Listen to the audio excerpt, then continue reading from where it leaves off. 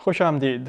تو ڈاکٹر پرویز ہد بھائی کے چینل پہ لوگوں کا بہت اچھا فیڈ بیک رہا ہے، اور کچھ جو اہم سوال لوگوں نے کومنٹ سیکشن میں لکھے ہیں اس کو میں ڈاکٹر صاحب کے سامنے پیش کروں گا اور ان سے ان کا فیڈ بیک لوں گا۔ تو جو پہلا سوال ہے وہ ڈاکٹر صاحب آپ کے جنا والے پروگرام کا ہے، وہ یہ ہے کہ بٹوارے کے پارٹیشن کے بارے میں بات کیوں کرنی ضروری ہے؟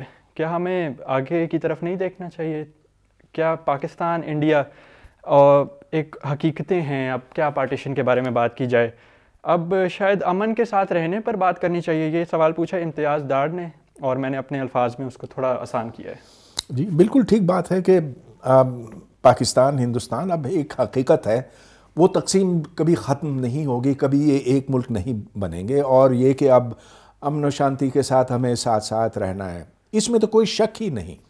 مگر ہم مستقبل کی طرف اس طرف تب جا سکیں گے اگر ہم نے ماضی کو سمجھا، اور جو غلطیاں تھیں اور جو اسباب تھے اس تفریق کے، اس تقسیم کے، اگر ہم نے ان کو نہیں سمجھا تو پھر آگے بڑھنا مشکل ہے۔ اب یہ دیکھ لیجئے کہ نہ صرف ہم نے لیکن انڈیا نے بھی، ہندوؤں نے بھی اور مسلمانوں نے بھی غلطیاں کیں، اور جو وجوہات تھیں جن کی وجہ سے یہ تقسیم ہوا، یہ بٹوارا ہوا، وہ اب تک ختم نہیں ہوئی ہیں۔ اب میں آپ کو ایک مثال دیتا ہوں پاکستان کے حوالے سے۔ ہم اپنی ماضی کو ایمانداری سے نہیں دیکھتے ہیں، ہم یہ نہیں سمجھنا چاہتے ہیں کہ مشرقی پاکستان مغربی پاکستان سے علیحدہ کیوں ہوا۔ ہماری تاریخ جھوٹ سے بھری ہوئی ہے، ہم اپنی کتابوں میں اس واقعے کا سن 71 کا ذکر بھی نہیں کرتے، اور یہی وجہ ہے کہ ہم بلوچستان میں اور پشتونوں کے ساتھ انصاف نہیں کرتے۔ ہم نے اس بات کو سمجھا ہی نہیں جو کہ ہمیں سمجھنا چاہیے تھا سن 71 کے سانے کے بعد، کہ یہ ایک کثیر القومی ملک ہے، کہ یہاں اگرچہ اکثریت مسلمانوں کی ہے لیکن صرف اسلام ان کی شناخت نہیں ہے، ان کے اپنے کلچر، ان کی اپنی زبانیں بھی ان کی شناخت کا حصہ ہیں۔ تو اگر ہم اور پیچھے دیکھیں تو سن 1857 کی جنگ کے بعد دیکھیے وہاں سے ہندو اور مسلم میں فرق بڑھتا چلا گیا۔ کیوں بڑھتا چلا گیا؟ اور میں ایک کتاب لکھ رہا ہوں اس موضوع کے اوپر۔ یہ جو دو قومی نظریہ ہے، سر سید احمد خان جو اس کے بانی سمجھے جاتے ہیں، یہ فرق اس وقت شروع ہوا جب ملازمتوں کی دوڑ شروع ہوئی۔ انگریز نے یہاں پر ایک انتظامی نظام کھڑا کیا تھا، سول سروس جس کا ایک حصہ تھا، فوج بھی اس میں شامل ہے وغیرہ۔ مسلمان کمپیٹ نہیں کر سکے سول سروس میں، وہ انجینئر نہیں بن سکے، ڈاکٹر نہیں بن سکے، جبکہ ہندو بہت سارے ان پیشوں میں آ سکے۔ کیوں نہیں؟ اس لیے کہ تعلیم کے لحاظ سے بہت بڑا فرق تھا ہندو اور مسلموں میں۔ تو یہ اتنی اہم بات ہے کہ اس کی وجہ سے ایک دراڑ جو پیدا ہوگی۔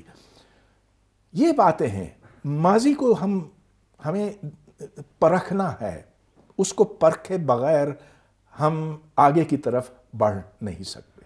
اور ماضی کو جب تک ہم پہچانیں گے نہیں، اسے سمجھیں گے نہیں، ہم وہی جو پرانی غلطیاں ہیں ان کو بار بار دہراتے رہیں گے۔ اور میرے خیال میں بٹوارے کو سمجھنا اس لیے بھی ضرورت ہے کہ جو پاکستان اور انڈیا یعنی کہ بھارت بنے، اس کے بعد جو جس طرح لوگوں نے وہ ایکسپیرینس کیا، جو انہیں بہت دشواری ہوئی، ادھر اتنا ظلم ہوا، اتنی مار دھاڑ ہوئی، ادھر اتنے جرم ہوئے، اس نے ایک طرح سے لوگوں کی ذہن سازی بھی کی۔ اس نے ایک طرح سے پاکستان اور بھارت کے جو لوگ ہیں انہیں ایک بنایا، ان کی جو شناخت ہے اس کو ایک اسپیسیفک ایک اور خاص طریقے میں مولڈ کیا، ایک خاص طریقے میں بنایا۔ اور وہ جو تاریخ ہے، وہ جو پرانی جو جنریشنز تھیں جنہوں نے خاص طور پہ پارٹیشن یعنی کہ بٹوارے کو قریب سے دیکھا، ان کے ذہن میں تو وہ بہت زیادہ پھنس چکی تھی چیز، اور وہ نفرت بھی بہت زیادہ پھنس چکی تھی۔ لیکن میرے خیال میں ہمیں اس طرح بھی اس کو سمجھنا ہے کہ یہ جو بٹوارا تھا یہ ایک ٹائم کا ایونٹ نہیں تھا، یہ ایک لمبا سا پروسیس تھا، ایک لمبا سا عرصہ تھا. اور وزیرہ زمیندار کی کتاب وہ اسی طرح کا چیز بتاتی ہے کہ ایک تو لوگ اس میں ملوث تھے، لیکن کچھ لوگ اس میں نہیں بھی ملوث تھے. لوگوں نے اپنا ایک بھائی چارہ بھی نبھایا اپنے ہمسایوں کا، اپنے دوستوں کا. اور اس کے ساتھ ساتھ یہ بھی سمجھنا ہے کہ جس طرح جو ریفیوجیز، جو مہاجر مختلف جگہوں پہ آئے، انہوں نے بھی کئی بار جو خود ایک جنگ اور اس جبر کے نتیجے میں وہاں پہنچے تھے یا انہوں نے ہجرت کی تھی، انہوں نے بھی کئی بار اپنی جو ایک ڈیسٹینیشن تھی وہاں جا کر بھی کچھ اسی طرح کی حرکتیں کی. تو اس کو میرا خیال سے سمجھنا بہت ضروری ہے. لیکن اب کی جو جنریشنز ہیں وہ انہوں نے شاید یہ نہیں دیکھا، تو وہ شاید بھائی چارے کی طرف انڈیا اور پاکستان بڑھ سکتے ہیں. بالکل انہوں نے نہیں دیکھا، اور وہ یہ نہیں جانتے کہ یہاں صدیوں تک مسلمان اور ہندو ساتھ ساتھ رہتے تھے. ہاں کبھی ان کے بیچ میں لڑائی ہوتی تھی، کبھی جنگ ہوتی تھی، لیکن امن اور شانتی کے زمانے بھی بہت طویل تھے. اور جو لوگوں کو بتانے کی ضرورت ہے، اور میری کتاب جب آئے گی پتہ نہیں کب آئے گی، لیکن اس میں اس تاریخ کو ہمیں اور پیچھے لے جانا ہے. یہ جو ہندوتوا کا کہنا ہے کہ یہاں مسلمان، یہاں ایک بہت عظیم تہذیب تھی، ادھر ہم نے ہر کچھ کر دیا تھا، یہاں تک کہ پلاسٹک سرجری ہزاروں سال پہلے ہم نے ایجاد کی تھی، کہ ہم نے مریخ اور زمین کے بیچ میں ایک ٹریفک، اسپیس کرافٹ کا ٹریفک بھی شروع کیا تھا. کہ یہ سب جھوٹ ہے. کوئی ایسی اتنی بڑی عظیم تہذیب، کلچر نہیں تھی، کوئی ایک ایسا ملک نہیں تھا. یہاں طرح طرح کے لوگ اس زمانے میں بھی آباد تھے جو ایک دوسرے کو ہندو کے طور پر نہیں پہچانتے تھے، بس یہ جانتے تھے کہ فلاں کا پیشہ یہ ہے، یہ اس جگہ پر رہتا ہے. ان کی شناختیں اس سے منسوب ہوتی تھیں، ہندو کے طور پر نہیں. تو رومیلا تھاپر نے اس پر بہت زبردست کتابیں لکھی ہیں جو ہر ایک کو پڑھنی چاہیے. تاریخ کی اہمیت وہاں سے عیاں ہوتی ہے.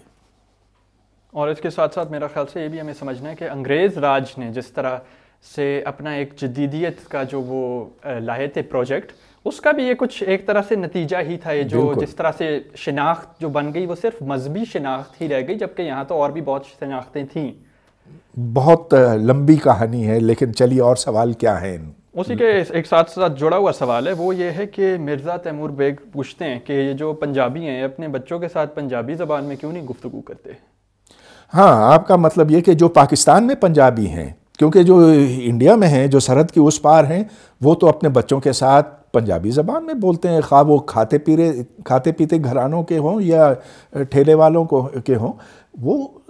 وہ سوچ الگ ہو گئی. جب پاکستان بنا تو پنجاب نے اس میں بہت کلیدی کردار انجام دیا. شروع میں نہیں، لیکن سن 1937 کے بعد. اور اس وقت ایک سوچ پنجابیوں کے اندر یہ ڈالی گئی کہ پاکستان جو بنے گا تو تم پاکستان کے علم بردار ہوگے. تو جو بالائی طبقہ ہے اس نے اردو اپنانا شروع کیا، یہ سوچ کر کہ اردو اسلام کی زبان ہے. تو آج آپ یہ دیکھتے ہیں کہ جو کھاتے پیتے گھرانے ہیں، جو متمول طبقہ ہے، وہ اپنے بچوں کو پنجابی میں تربیت نہیں دیتا. وہ یہ بتاتا ہے بچوں کو کہ یہ تو ایک گھٹیا سی زبان ہے، یہ گالیوں کے لیے ٹھیک ہے، یہ اوٹ پٹانگ باتوں کے لیے ٹھیک ہے، لیکن اس میں کوئی کلچر کی بات نہیں ہو سکتی، کوئی عقل کی بات نہیں ہو سکتی. لہٰذا یہاں پر کوئی پنجابی اخبار نہیں ہے. جو پنجابی ثقافت ہے اور بڑی ایک تاریخ ہے بلے شاہ کی اور لوگوں کی، جو شاعر ہیں، جو لبرل سوچ کے شاعر تھے، ان سب کو بھولا گیا ہے. بس ایک چیز ٹھونسی جاتی ہے بچوں میں کہ اردو بولو، یہ تمہاری قومی زبان ہے، یہ اسلام کی زبان ہے. زمین، زبان اور تاریخ کا بہت گہرا تعلق ہے، اور بڑا افسوس ہوتا ہے جس طرح پاکستانی پنجاب میں اس کو بالکل رد کر دیا گیا ہے، ریجیکٹ کر دیا گیا ہے. ہاں، سندھ میں ایسے نہیں ہوا. ویسے سندھ میں ماں باپ جو ہیں وہ اپنے بچوں کے ساتھ سندھی میں بولتے ہیں. میرے ساتھ ایسے نہیں ہوا، ہمارے ساتھ ایسے نہیں ہوا. اور وہ اس لیے نہیں ہوا کہ ہمارے ماں باپ نے کہا کہ اگر ترقی کرنی ہے، آگے بڑھنا ہے، تو اردو بولو. تو ہمیں اردو سکھایا گیا. وہ آپس میں سندھی میں بولتے تھے, اور یہ وہی چیز جو پنجاب میں ہے. تو یہ صرف پنجاب کی بات نہیں تھی, یہ سندھ میں بھی کسی حد تک تھا. لیکن آج دیکھا جائے تو پنجاب ہی ہے جو پاکستان کو اپنا مرکز سمجھتا ہے, اور یہ سمجھا ہوا ہے کہ پاکستان کا پورا بوجھ پنجاب کے کندھوں پر ہے. اور اسی بوجھ کی وجہ سے زبان کو لوگوں کو اور اسی وجہ سے بلوچستان اور فرنٹیر وغیرہ KPK کو زیر کیا جاتا. اگلے سوال پہ چلتے ہیں. راہیل صدیقی پوچھتے ہیں, اور بڑا ایک سنسنی والا سوال ہے. وہ یہ کہ آپ سائنسدان ہیں, آپ سائنس کے بارے میں بات کیا کریں, آپ مذہب, سیاست اور سماج کے بارے میں کیوں بات کرتے ہیں؟ جی ٹھیک بات ہے. سائنس کے بارے میں بولتا ہوں, اور خوب بولتا ہوں. اگر آپ چاہیں تو جا کے گوگل پر دیکھ لیں, تو کئی میرے کورسز ہیں کیلکولس پر, ریلیٹیوٹی تھیوری پر, کوانٹم میکینکس پر, کتابیں بھی ہیں اور تحقیقی مقالے بھی ہیں, سب کچھ ہے. لیکن آخر میں اس ملک کا شہری بھی تو ہوں نا, اور اپنے آس پاس میں دیکھتا ہوں, اور کچھ ایسی چیزیں ہیں جو مجھے بہت پریشان کرتی ہیں, اور جب پریشان کرتی ہیں تو پھر میں ان پر بولتا بھی ہوں, اور اگر کوئی ٹی وی چینل مجھے بلائے تو میں وہاں چلا جاتا ہوں. ٹھیک ہے, آپ یہ کہہ سکتے ہیں کہ میری تربیت اگرچہ فزکس میں ہے, لیکن میں ان موضوعات پر بولتا ہوں. تو میں کہتا ہوں یہ تو ہر شخص کو چاہیے کہ وہ اپنے آس پاس کے مسائل کے بارے میں بولے. جمہوریت اسی کو کہتے ہیں, اور ہر شخص کو سیاسی معاملوں میں دلچسپی لینی چاہیے, اس کا تجزیہ کرنا چاہیے, اور اسی طرح سے پورے سماج میں شعور اجاگر ہو سکتا ہے, بلند ہو سکتا ہے. تو میں سمجھتا ہوں کہ صرف میری بات نہیں ہے, آپ کو بھی ہر پاکستانی کو حق بنتا ہے کہ وہ پاکستان کی سیاست کے اوپر تجزیہ کریں, دنیا کی سیاست کے اوپر تجزیہ کریں. کیا مذائقہ ہے اس میں؟ اس میں بالکل بھی کوئی مسئلہ نہیں ہے, اور یہ ایک یقینی طور پہ اگر اس طرح کا ہو تو سماج میں ایک جو ڈسکورس ہے, جو گفتگو ہے اور سیاست کی سمجھ ہے, اس میں بہت زیادہ اضافہ ہو سکتا ہے. اور میرے خیال میں اس کے ساتھ ساتھ ایک اور سوال بھی ہے. ایک بات میں, آپ دیکھیے, آپ ٹی وی جب کھولتے ہیں تو وہاں کس قسم کے لوگ تجزیہ نگار کے طور پر آتے ہیں؟ ادھر بہت سارے کرنل بیٹھے ہوئے ہوتے ہیں. اب کیا کرنل, ان کو کیا یہ اسٹاف کالج میں سیاست پڑھائی جاتی ہے؟ اگر پڑھائی جاتی ہے تو غلط ہے نا, کیونکہ فوج کا کام ہے کہ وہ سرحدوں کا دفاع کرے. وہاں پر صحافی ہیں, اب ان صحافیوں نے ان کی جرنلزم ٹریننگ میں پتہ نہیں کیا سیکھا کیا نہیں سیکھا. کچھ تو ایسے لگتا ہے کہ انہوں نے کبھی کتاب ہی نہیں کھولی ہے.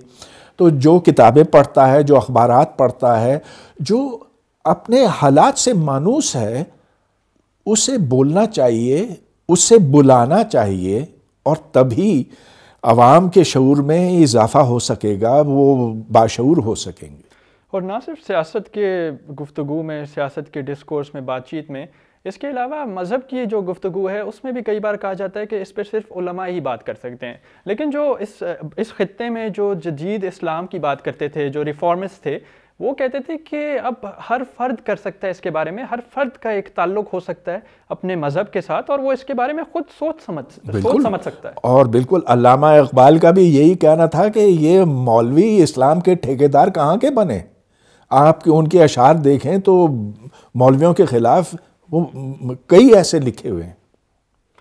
اگلے سوال پہ چلتے ہیں. مائک صاحب کا, مائک پرائر کا, ان کا سوال یہ ہے کہ آپ صرف منفی چیزیں, ایک نیگیٹو چیزیں کیوں ہائی لائٹ کرتے ہیں پاکستان کے بارے میں, اور اس کے ساتھ ساتھ آپ بھارت کے بارے میں ہمیشہ اچھی پازیٹیو چیزیں کے بارے میں بات کرتے ہیں, اس کی کیا وجہ ہے؟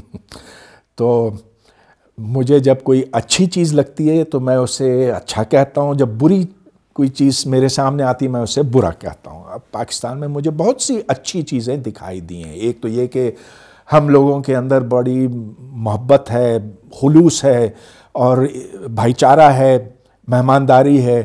جب ہم ایک دوسرے سے ملتے ہیں تو بہت تپاک سے ملتے ہیں. یہ بہت اچھی لگتی ہے مجھے بات. مجھے یہ بھی بہت اچھا لگتا ہے کہ ہمارے کچھ بڑے ہیروز ہیں, جیسا کہ عبدالستار ایدھی تھے, جنہوں نے اس ملک کا اس کی اتنی خدمت کی, خدمت خلق کی. وہ میرے نزدیک بہت بڑے ہیرو ہیں. میں دیکھتا ہوں کہ کچھ سٹوڈنٹس ہیں جو بہت انہماک سے اپنی پڑھائی کرتے ہیں، کچھ ایسے ہیں جو بہت بڑے بڑے ذہنوں کے مالک ہیں، قدرت کی دین ہے جو بھی، اور جو موقع مجھے ملتا ہے میں ان کی تعریف کرتا ہوں۔ ہاں مگر جب میں اس سیاستدانوں کی طرف دیکھتا ہوں، جب میں اہل اقتدار، وہ جو خلائی مخلوق ہیں جو پس پردہ اس ملک کو چلاتے نچاتے ہیں، میں ان کو برا کہتا ہوں۔ کیوں نہ برا کہوں؟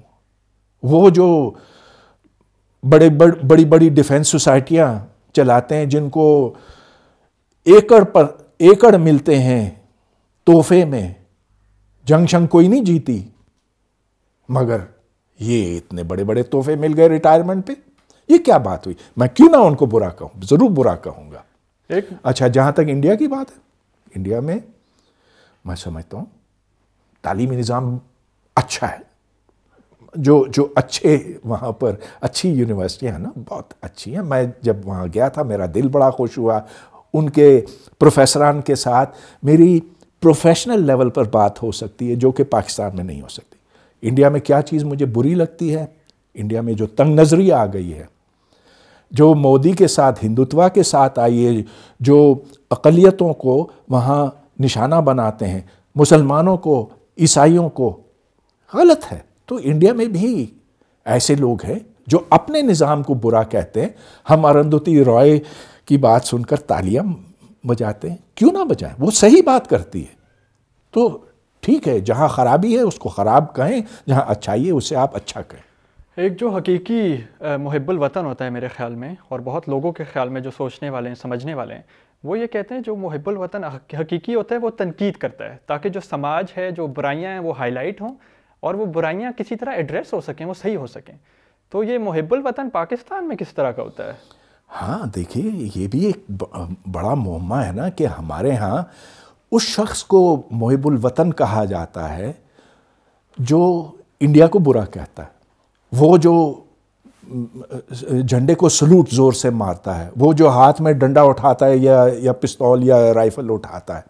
مگر یہ محبت نہیں ہے۔ وطن کی محبت وطن کے لوگوں کی محبت ہے، اصل محبت لوگوں سے ہوتی ہے۔ نہیں تو یہ پہاڑ ہے، مٹی ہے، دریا ہے، ان کو کیا آپ پوجیں گے؟ ان کو آپ جا کے چومیں گے؟ نہیں۔ یہ وطن سے محبت کا مطلب ہے لوگوں سے، اس وطن کے لوگوں سے محبت کرنا، اور یہ چیز ہماری کتابوں میں نہیں پڑھائی جاتی، نہیں سکھائی جاتی۔ افسوس۔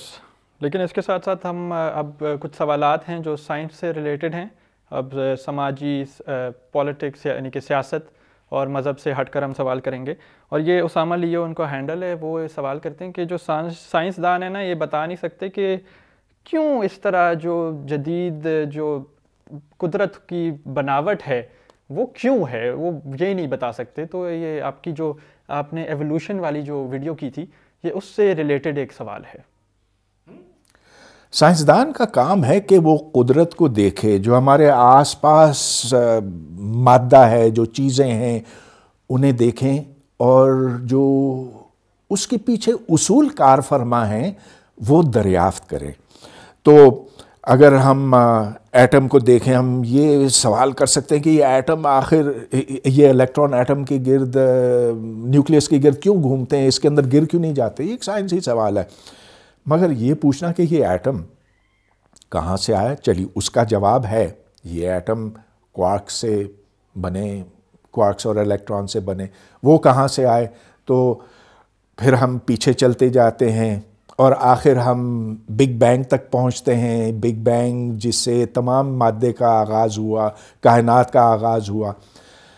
مگر کوئی اگر یہ پوچھے مجھ سے یا کسی بھی سائنسدان سے کہ بگ بینگ کیوں ہوا، تو جواب اس کا ایک ہی ہے کہ یہ سائنس کا کام نہیں ہے۔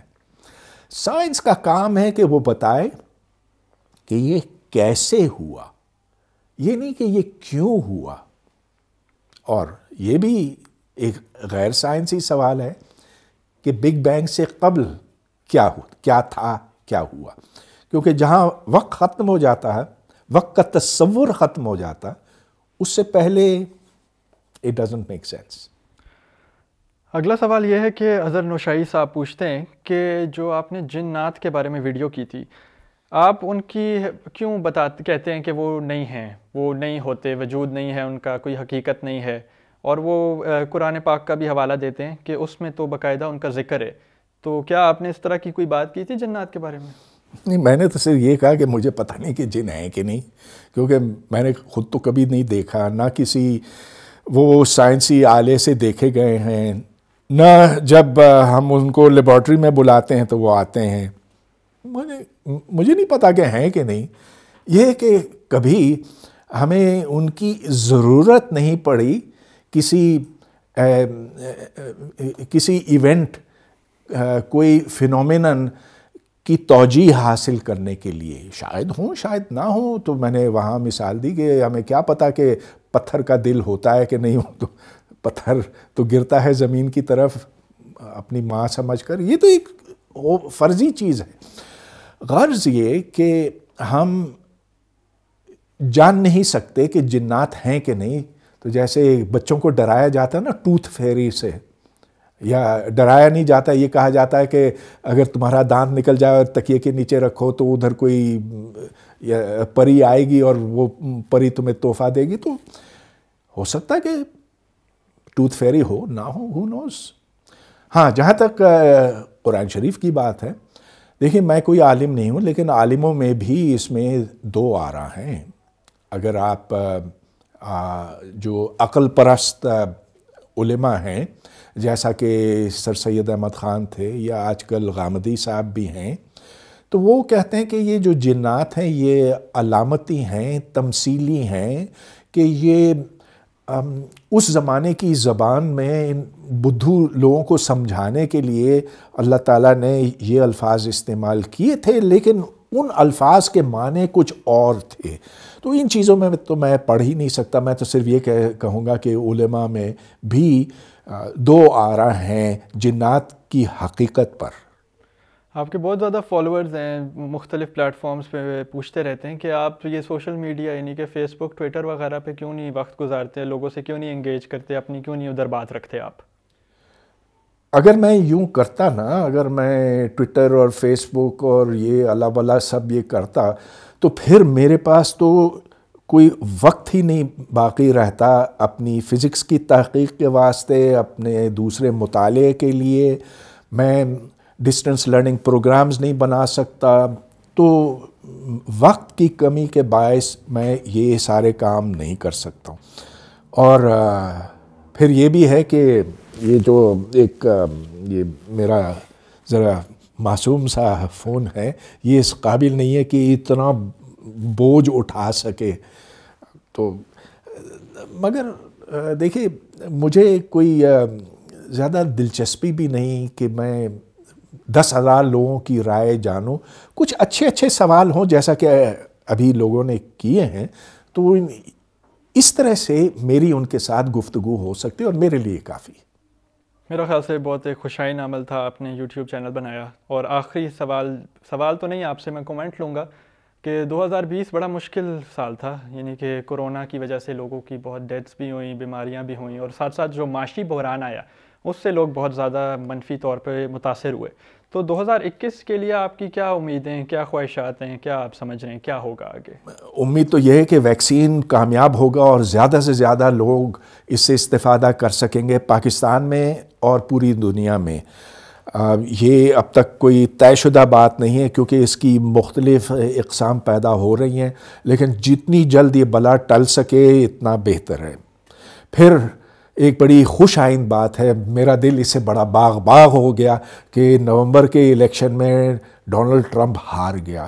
اس سے زیادہ خراب اور بڑی مصیبت امریکہ کے لیے نہیں ہو سکتی تھی، اور صرف امریکہ نہیں، پوری دنیا کے لیے. کیونکہ ٹرمپ کے ہوتے ہوئے مجھے ڈر اس بات کا تھا کہ یا تو یہ چین کے اوپر جنگ کرے گا، اس صورت میں تو ایک عالمی جنگ بن جائے گی، اس میں پھر روس بھی کود پڑے گا، it will be a third world war, یا پھر یہ ایران پر حملہ کرے گا. اور اس کی تیاری اس نے مکمل کر دی تھی.